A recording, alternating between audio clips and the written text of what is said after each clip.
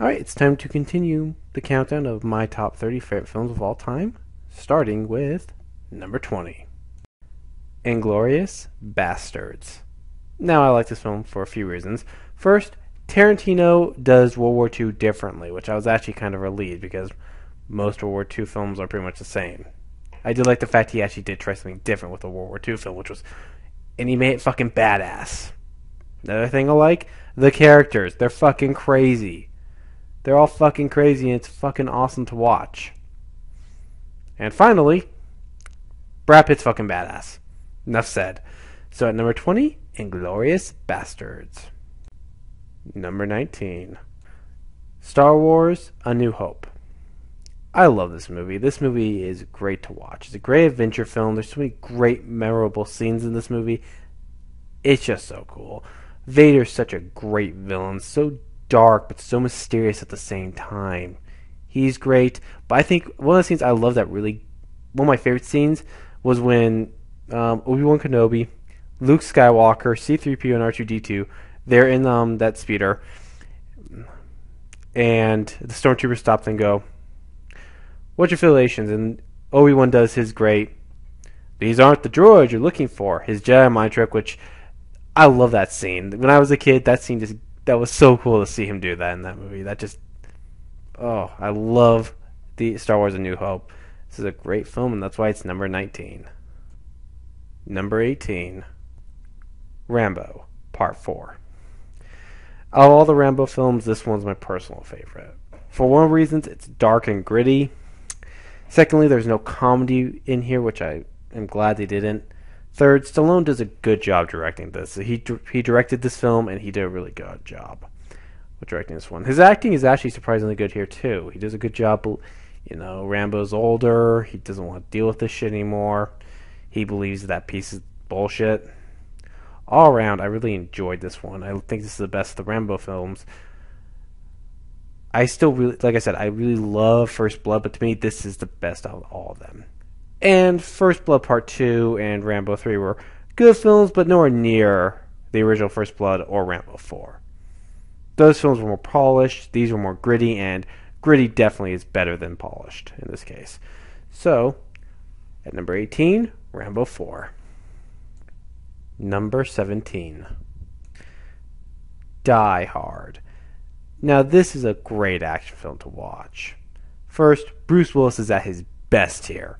He really is. I think this is one of the best roles he's ever done. Second, great villains. You have a great villain here. It's the guy who played Snape in Harry Potter. He's in this film. He's the villain, and he is great. Third, you have Carl Winslow in here as well, playing a cop. Fourth, you got a great story as well. It's a great action film to watch. It really is one you can sit back and just enjoy. It's one of those great, truly great action films to watch from beginning to end. So at number 17, Die Hard. I also love that name. Number 16, Predator.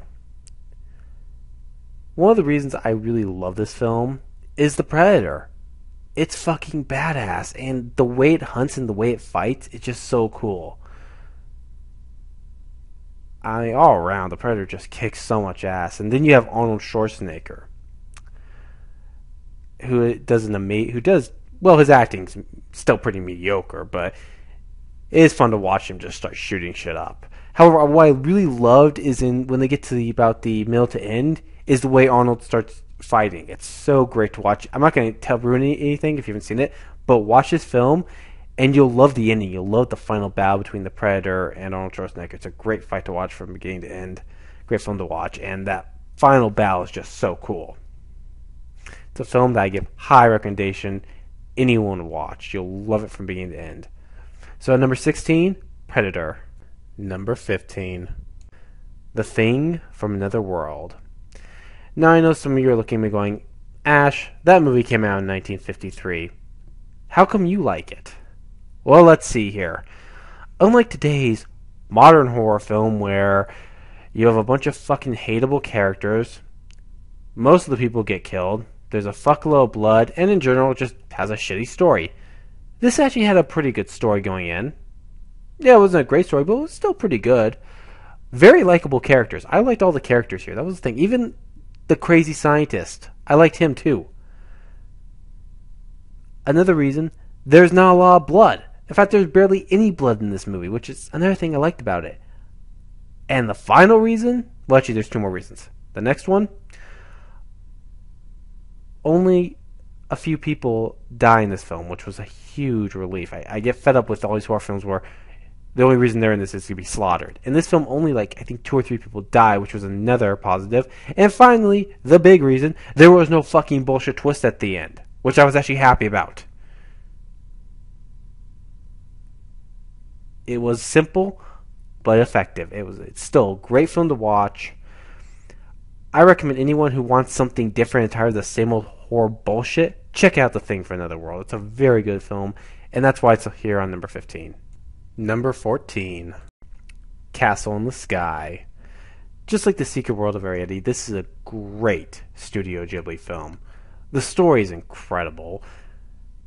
The animation is fucking gorgeous. The villain is great. I love the villain here. And the acting is phenomenal. This is a great film to watch. This is my second, out of all 3 Studio Ghibli films that are going to be on here, this is my second favorite Studio Ghibli film of all time. So if you're an anime fan and you're looking for a great movie to watch, check out Castle in the Sky. Hell, even non-anime fans will love this film. So at number 14, Castle in the Sky.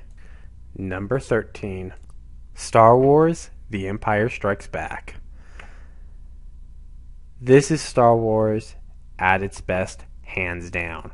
Great acting, great storytelling, great adventure. This is a truly great film to watch. Also a great love story with Leia and Han. It's not forced like in the prequels with Anakin and Padme. This feels real. Feels like a real love story here, and it really does work well. I mean, and the battle between Luke and Darth Vader, that lightsaber battle was incredible. There's so much going on there. You just know such a deep emotional battle those two are fighting. Oh, and then you have that great ending, that great twist at the end with Vader announcing, "Luke, I am your father." Actually, he never says, "Luke, I am your father." He goes, "No, I am your father." And the way he says that, that's just so cool. And the music hits so perfectly. This is Star Wars at its best. The prequels are Star Wars at their worst. Prequels and maybe the Clone Wars. It's debatable which one's worse, but Star Wars: The Empire Strikes Back, number 13, one of my personal favorite films of all time. The best of all Star Wars films, the best. Simply the best. Number 12, The Dark Knight. This is my personal favorite superhero movie of all time. Because it's not just a superhero movie. This is an action film. This is a drama. This is a detective movie. This is a lot of elements rolled into one. And everything works perfectly.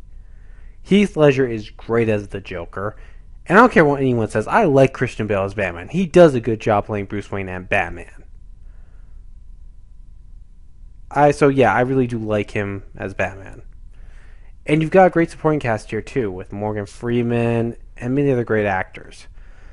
Aaron Eckhart, who I think is severely underrated. I mean, that guy did such an amazing Harvey Dent and Two-Face.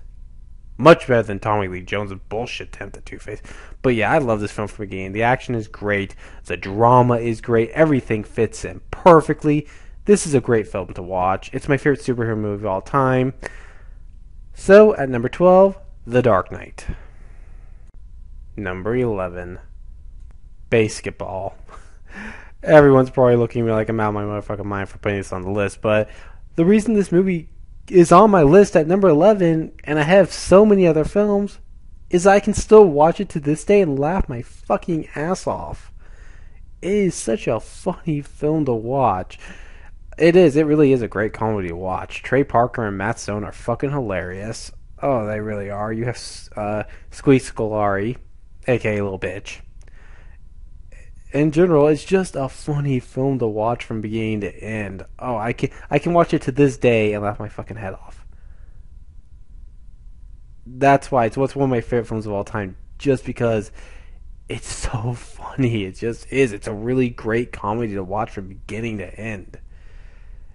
Then again, this movie isn't for everyone. If you really don't like slapstick humor or any of the pervert jokes in this film, you're gonna hate this film. But it's a movie that I can still fucking laugh my head off even today. So that's why it's number 11. Controversial. If you guys want to say it's controversial, be my guest. I don't really care. This is number 11 on my list, and I'm not changing it. Stay tuned. Tomorrow night we'll have the final 10 through number 1. And this is Ash saying so long. I am out. Good night.